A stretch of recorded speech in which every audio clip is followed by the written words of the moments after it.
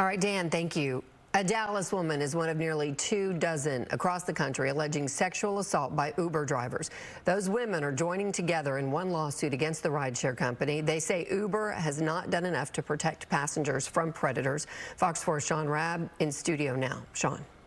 One of those is a Dallas case. There have been many individual sex assault lawsuits against the company over the years. This is different.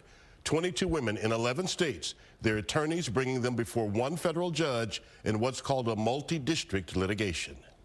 First and foremost, we want change to occur on the system. Houston attorney Brett Stanley leading a national committee of lawyers bringing what's called a multi-district litigation sex assault lawsuit against Uber. Multi-district litigation is everybody maintains their own individual case, and they are shepherded to one federal judge somewhere in America. 22 cases in 11 states being funneled through one federal judge in San Francisco.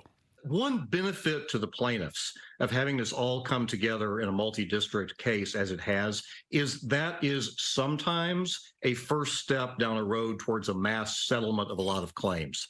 Among those, a Dallas woman who in 2021 fell asleep in the back of an Uber and allegedly awoke to being fondled by the driver. Obviously, this was a very traumatic event for her. She's still dealing with these issues. She's working through the problems and the fear that she has, entering other vehicles, being around public people, going through some of the shame she feels, even though she shouldn't, of going to sleep in the back of the vehicle. And one of the things we're trying to do is to make sure that these rideshare companies, especially Uber, removes drivers once they know that this person is a problem in the vehicle.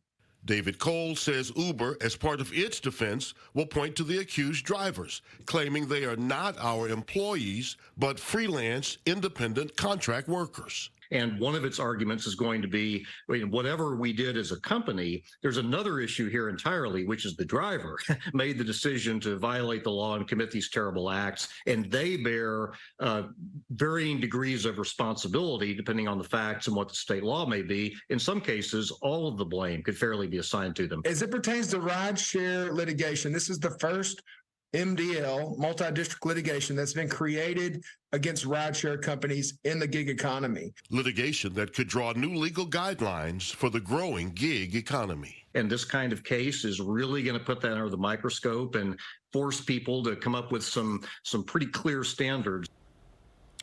And the plaintiff's attorneys expect more people will step out of the shadows with claims now that this multi-district litigation is going forward. Back to you. All right, Sean Rabb in studio, thank you.